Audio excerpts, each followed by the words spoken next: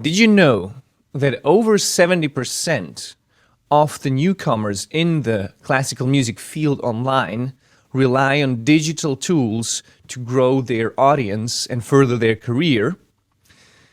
Well, not all strategies are equally valued, and some can make or actually break your success.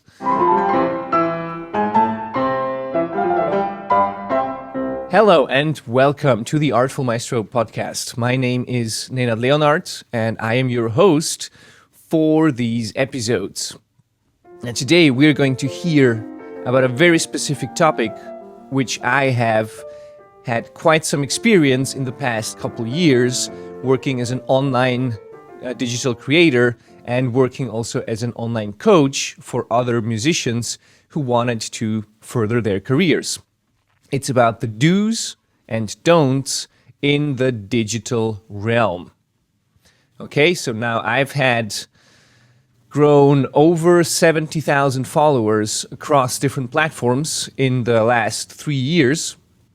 And I used to be a person that did not care for social media at all. I used to not like digital media.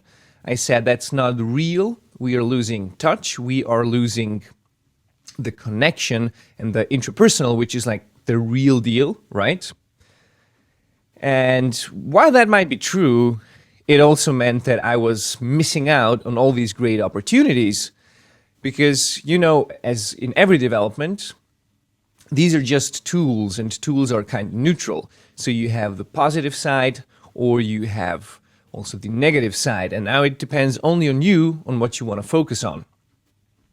Today, we're going to look at if you choose to go down the digital realm, which is probably why you're here, what to expect if you do this or if you do that, and the consequences of your actions. Now, I've learned a lot of these lessons the hard way. I did not have anyone who was showing me the way. It was not as common for people in the classical music field to go down the digital route. Probably you know the few creators that actually did do that, and they have now really great careers and really big profiles. So that is something that you want to keep in mind. The sooner you start, the better. It's also something that I've learned for myself. And don't be afraid to experiment. Don't be afraid to try out new things that maybe aren't yet out there, because you might be stumbling across something that is going to be the next success online. Okay, so what can we expect of today's episode? Well, we are going to talk a little bit why going digital is actually pretty essential, and especially in the coming years, you want to be very present online. Then we're going to look at the common pitfalls that musicians are facing when they are working with digital media. But also we're going to look at what success can actually be if you manage your resources properly. All right. So having said that, let's dive into it with the actual do's, the digital do's of today. First of all, you want to create a cohesive brand, okay? Creating a cohesive brand means actually that you know who you are, that you know your artist identity, that you know what you stand for, and that you also know what your fans like.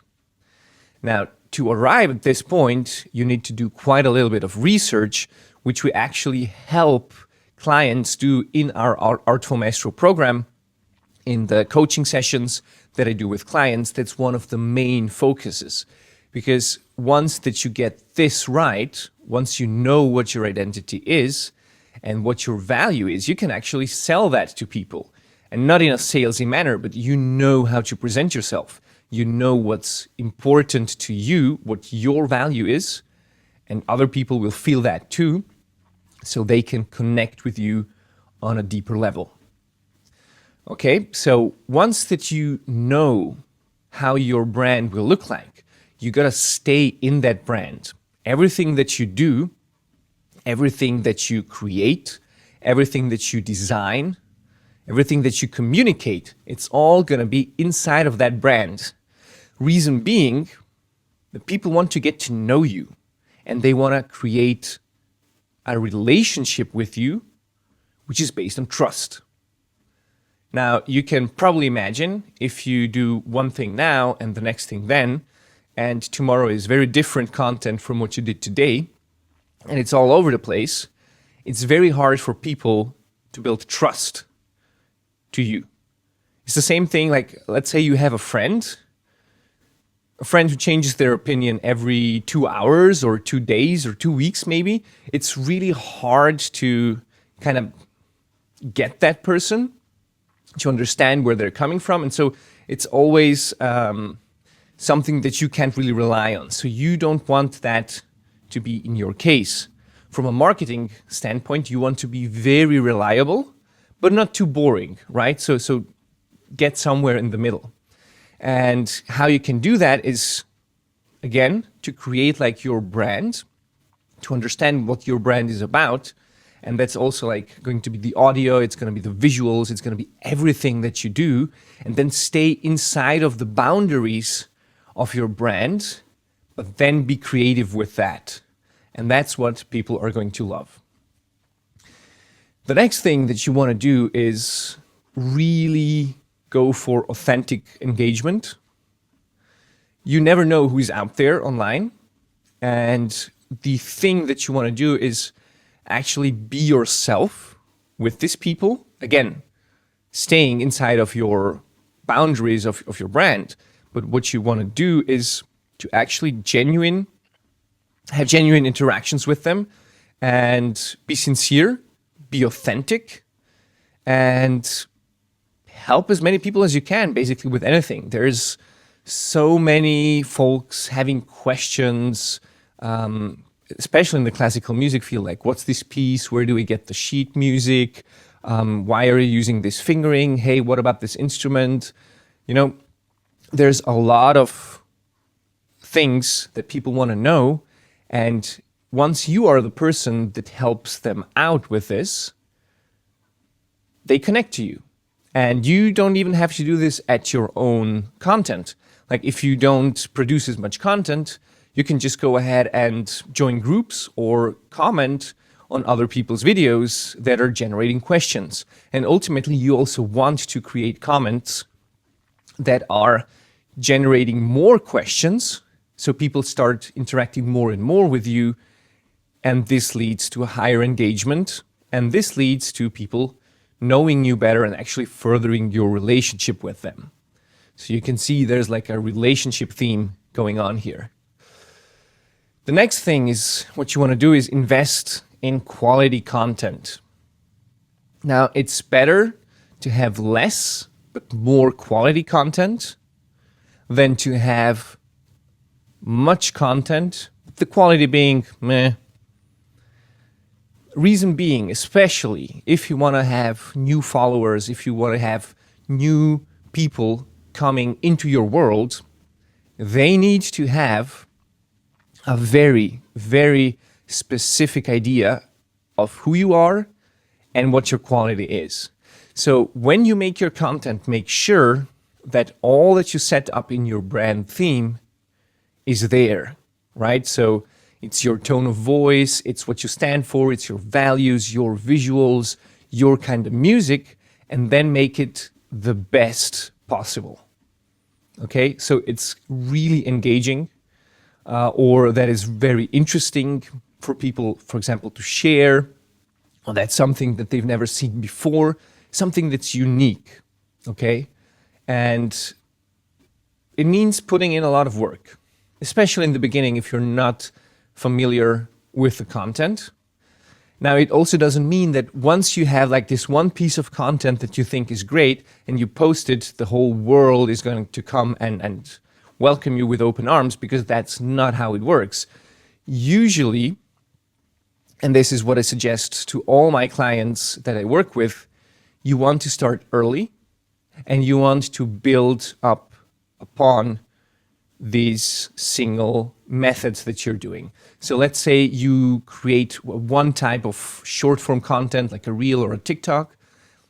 You kind of want to practice that because, as you know, everything that gets practiced gets better. So don't be discouraged to post this one first thing that's maybe not as perfect, because you're also practicing something else. You're practicing the posting. Do post it, but do strive to improve, to continually experiment. And one day, when you have like that perfect piece of content, which is obviously never going to be perfect, but when it's like the really, really high quality and you post it, it's going to have a much bigger impact because you've also posted all this other stuff before. So don't make the mistake of waiting for the one single good video, but actually just try to always create high quality content and post it regularly. And the next thing that you want to do is to utilize analytics. Okay, what's really great about the digital age that we're living in is that we have non-biased feedback. Okay, when you go to a music university, when you have a teacher, when you work with them one-on-one, you're just hearing one single opinion. Okay, given it's a very educated opinion, and usually you pick your teacher because you want to have their expertise, and these are usually people who know a lot and have a lot of experience. Still, nothing beats the digital media when it comes to objectivity.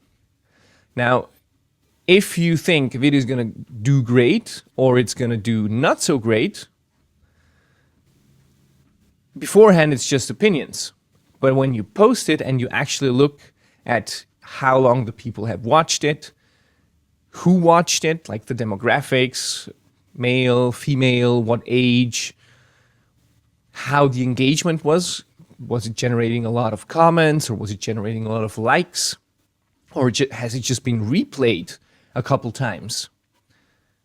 This is going to give you insight in how people thought about it, how people felt about it, and also what you can improve on in future.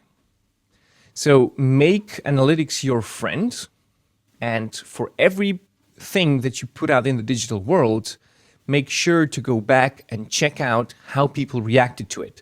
Because this is also the algorithm reacting to it, obviously, of how much it's sharing it, but also inside of how much it was shared, what's like the percentage of video watch, what's like the percentage of likes, stuff like that. If you keep track of it, you can see, oh, this content performed better, so let's do more type of that content in future, right? And that's how you build onto that. So let's look a little bit at the don'ts, okay? These are common mistakes that also I have when I work with my clients from the classical music field. They always do these mistakes. So don't be the one to do these mistakes. Make sure to completely avoid them so you can actually stay on track. Okay, so the first one is do not overcommit. Do not try to play every platform and be everywhere like 100% active and just give it your all. So what happens if you try to do that? You are going to burn out pretty quickly. I don't know about you. Like I told you, me personally, I'm not a social media guy. I do not enjoy the social media interactions. I much more love to, let's say, meet people outside or in the nature, or have dinner together. Like this is my type of contact, how I prefer to have it with people. And social media is more like a must. For most people, it's more like a must, especially also in the arts world. That's why I hear all the time, oh, I don't really want to do social media. Look at it as work, okay? And doing that work, you do not want to overwork yourself, but to actually put the most focus in that which is going to yield you the most results. Okay, you probably know the Pareto principle, which is the 80-20 rule. So sometimes you need to put in 20% of the work to get 80% of result. And then you have to put in 80% of the work to get like the last 20% of results. So here's my suggestion. Do the 20%. We all have super busy lives. We all have to do 1,000 things every day, which are completely different. So the best thing that you actually can do for yourself is to say, okay, I'm going to set aside these 20% of the work that's needed for my social media presence, my digital media, my website, and what so on, to yield 80% of the results there. Because 80% is much, much, much better than 0%. Okay? Obviously 100% is better, but do not make the mistake of trying to go from 0 to 100 like right away. I see so many people try that, do that, and what happens? They give up after just a couple weeks or maybe like 1-2 months. Don't be like that. Make it a habit. It's what I tell my clients always. Make it a habit, a very small habit that you do every day, but just 20%. Don't overexert yourself. Tomorrow there is another day. Now, the next don't that you want to watch out for is neglecting your audience. You sure as hell want to keep in touch with them. Again, what did we say? Relationships, okay? So when you build relationships to people, they are going to trust you and they are going to stay in contact with you. This is how you generate fans, this is how you generate customers, and this is how you actually can make a living from your art. Now, that means do not neglect them. Sometimes there are times where you don't have the energy or you don't have the possibility to get back to them because you're just like super busy. But then make sure to let them know, hey, I'm really busy at this time. If you have written me, maybe I haven't responded. You know, you can make a post or something like that. But if you need something from me, I am here and I'm free now to talk. And people are usually very understanding. Like, again, it's kind of more of a superficial communication on social media. So if you say, hey, this or hey, that, I was really busy. That was the reason why I didn't respond to you reaching out. They usually completely understand.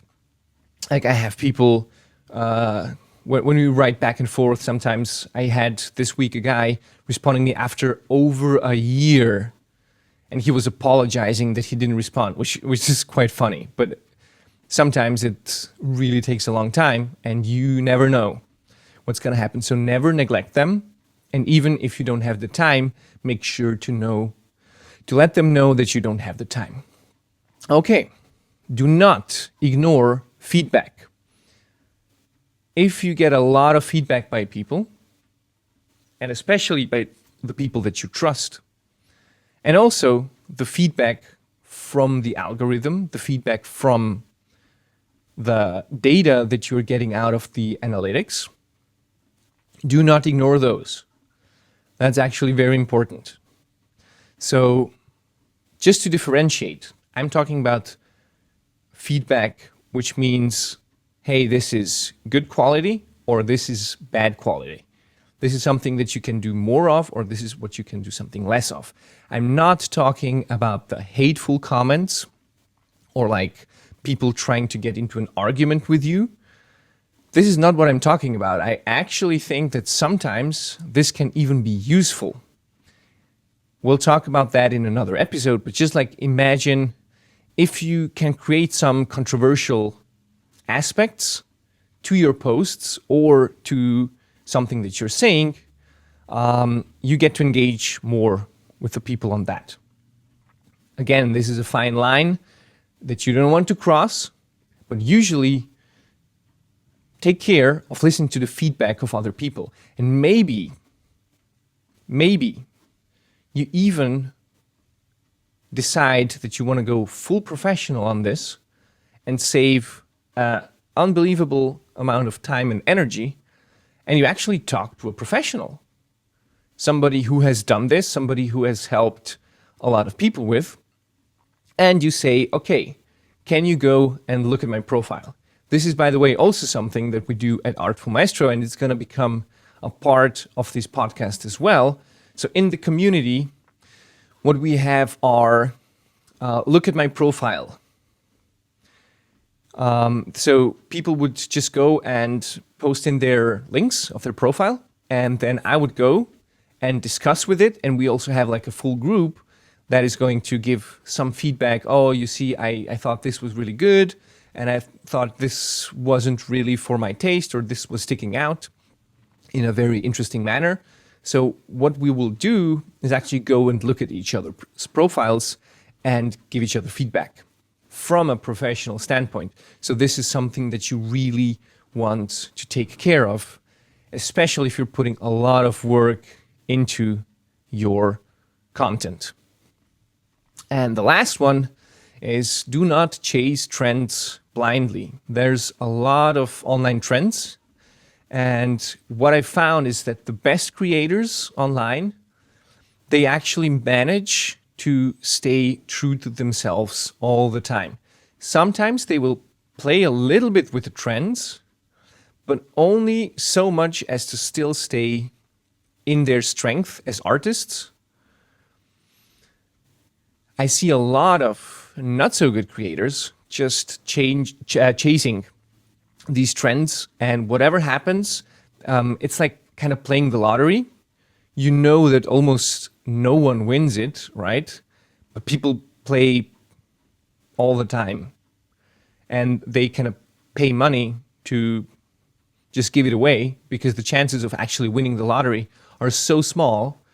There's no way it's going to happen. And it's the same thing with the algorithm. So I have seen people that I also worked with who are trying to chase every kind of trend, every kind of new thing that's going on. And then they completely lose their artist identity. Basically, they're communicating to everybody else, hey, I don't care really about my personal message. I'm someone that cares about the opinion of others. So whenever the algorithm tells me that this is cool or that this is important, I'm going to jump on that train. And this might work for some people, but definitely not in the artist field.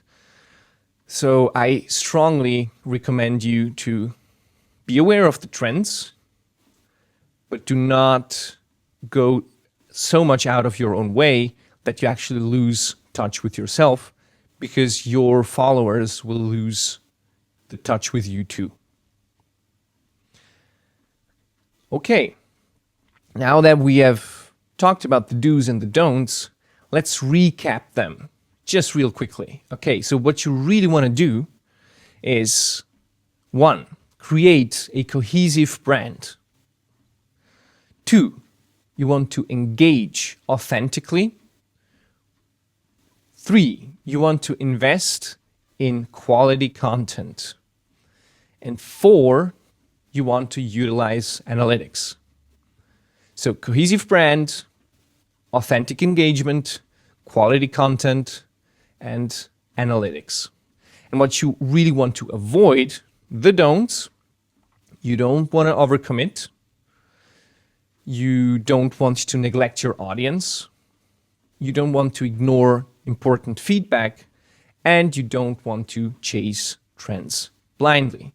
So stick to your guns, keep in touch with your audience, use the feedback, and stick to your artist identity. Never sell out. Okay. So having said all that, there's I think one simple action that you could do right now that I do with everybody who comes into the Artful Maestro coaching program. And this is one of the first things we ever do. What you do is you create a very, very short email that you are going to send out to the people that you know well and that know you well. And you're going to ask them for 3 things that they love about you and 3 things that they think they are your weakness. Now, why are we doing this? It's because you want to get to know yourself as an artist. Okay, so don't ask them about, hey, what do you think about this dish that I cooked 2 weeks ago? Unless you're a culinary artist, you don't care about that. It's about your art. It's about your artistic persona and how you present yourself. So what you want to do is go ahead and ask people that you know well and that you know they mean well, so you can actually go onto their feedback. Sometimes people that mean well, they're not going to tell you your weak points. So you double down on that and say, okay, well, if I was somebody else, what would you say my weak points are? So 3 things that they love about you or that they think that are your strong points. Let's say you have great charisma on stage, or let's say you are very skilled in conversing about music, or let's say you are very distinguished in the manner of how you play a very certain style, okay? So, and your weak point may be that you are, I don't know, too intense sometimes, or that you don't put in as much emotion in every part of the program that you do. So there's like huge differences or, something like that. Whatever it is, do collect these and try to make out if there are similarities between them, because usually there are going to be. And this way you can have like a mirror of yourself, who you are. So this is the first step taking towards creating your brand, towards creating your artist identity. And actually, you already have an artist identity. Now it's about refining it and understanding what makes people tick and what is going to be really useful for you to double down in the future when communicating with them. Okay. So that's going to be the action. Write a short email to people asking them for feedback on nothing else than yourself, because you want to build that, like this artist identity thing. And when you do that, it's going to be pretty cool for you. So now we are at the end of the episode, and I think it's really important for all of us to understand that this, what we're doing here, is just the beginning.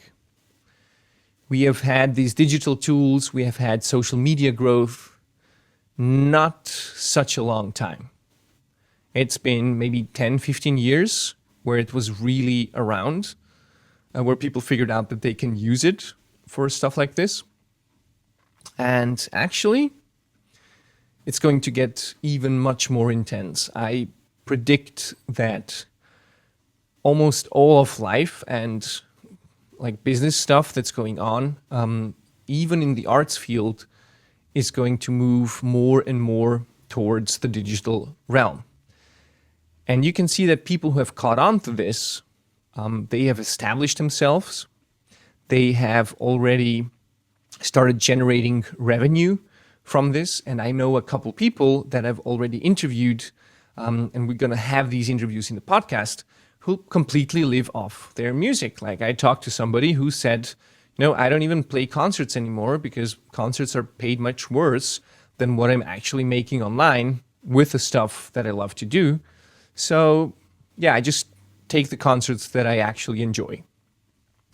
And I think that's pretty cool to arrive at the point where you can be connected with the whole world by doing what you love best and like having a career that you have created on your own terms.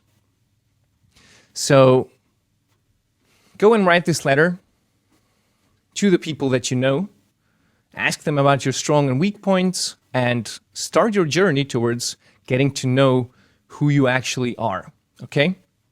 And having said all that, we are going to see you in the next episode of Artful Maestro. I'm your host, Nenad Leonart, and I wish you a good time.